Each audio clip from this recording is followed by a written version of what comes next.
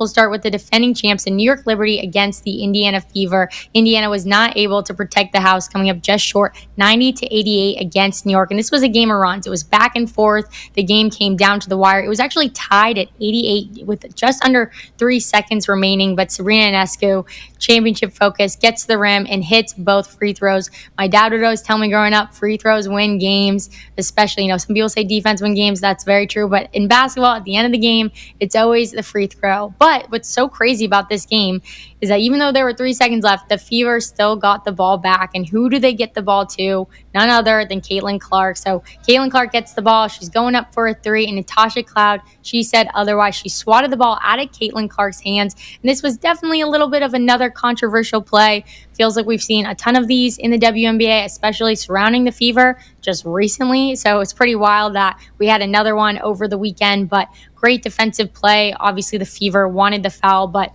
the game ended. The Fever weren't able to come up with it. But just feeling the emotions around that game, when I stepped back and I was looking over the game and looking at what people were saying, it was all surrounding that last play, that last foul. And yes, it came at the end of the game, so that makes it more significant. But just from your perspective, I know you spend a lot of your time with hockey, but just seeing posts about the WNBA and seeing the dialect that's going on, do you feel like there is this heightened awareness over the fouls and the controversial calls that have come up almost more so than the game itself?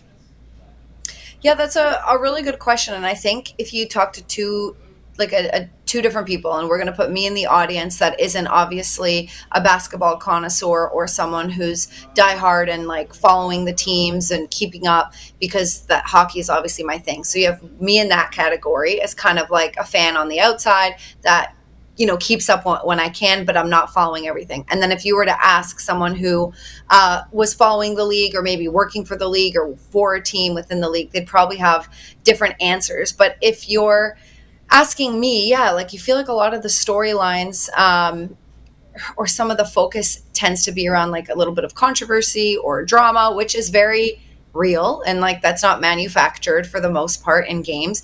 But storylines can definitely be pushed, and certain narratives can be pushed based on the media. I mean, that's the media's job, and they decide what they think is important. Luckily, we do have the ability to go to social media and a player's perspective. The player's voice has never been more valuable or more known than now.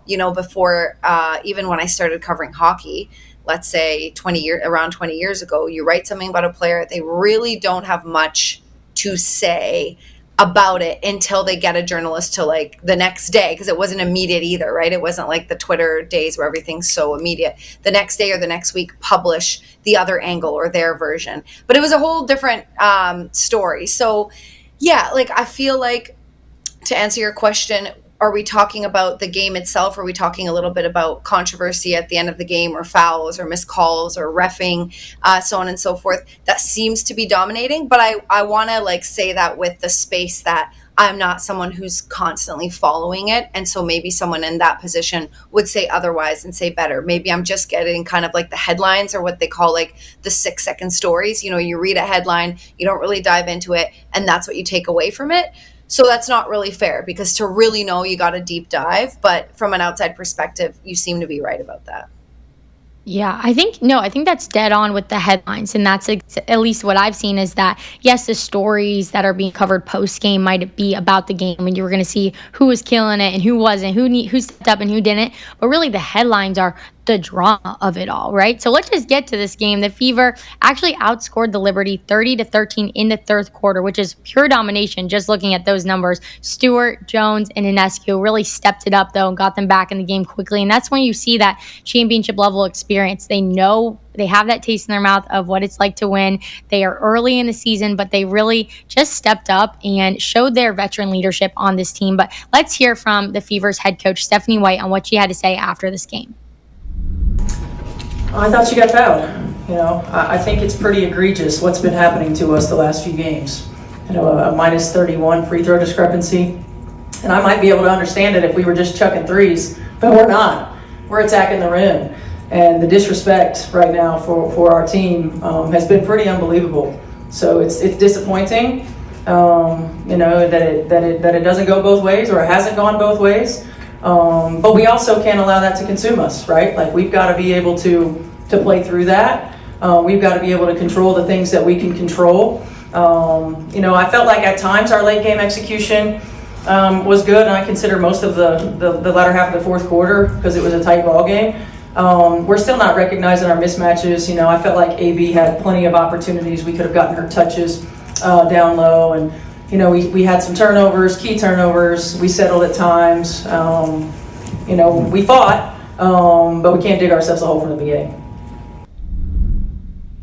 I joked with Casey last week that when Stephanie White says AB, she's referring to Aaliyah Boston, but I always forget and think that for some reason I'm on the Indiana Fever and think she's talking to me when she says AB. I perk up for a second. So I even did that there. But egregious is what she said. It's egregious. And, it is a bummer to feel like as a coach and as a team that there's something against you, right? That's out of your control. I mean, 31 free throw discrepancy, like that's pretty crazy just to look at it. So you have to wonder, is this really a thing? Are they favoring not the Fever really in that sense? But I think at the same time, she did a great job of basically saying, hey, but there's other things we got to worry about as a team and X's and O's on the court.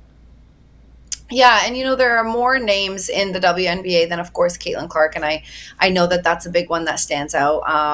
And that's, in a way, it's great because she's bringing fans to the game. In a way, it overshadows some of the other talent, and this is not like her fault at all. But if we're just talking about that storyline and that narrative, does a team that has like a superstar like that, do they get a little bit more maybe negative attention from the refs? I think about refs as humans all the time, and like this is totally unfair because we'd have to talk to them, but as a human, you're aware when there's more attention on a game that you're reffing versus one that maybe is in a smaller market or doesn't have as many fans, and even if it's subconscious, there could be pressure to like make the right call, and sometimes when you're overthinking something, then you make a mistake, or there's could be so many factors as to what's going on. But WNBA aside, I know even in the NBA, some of the calls are so egregious as to what a foul is or isn't, and we have the benefit of replays.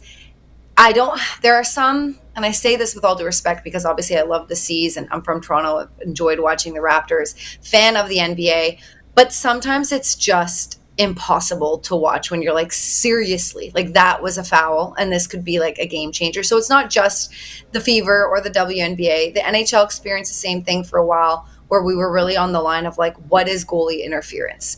Some goals that were taken back that you're like, what the hell, that 100% should have been a goal.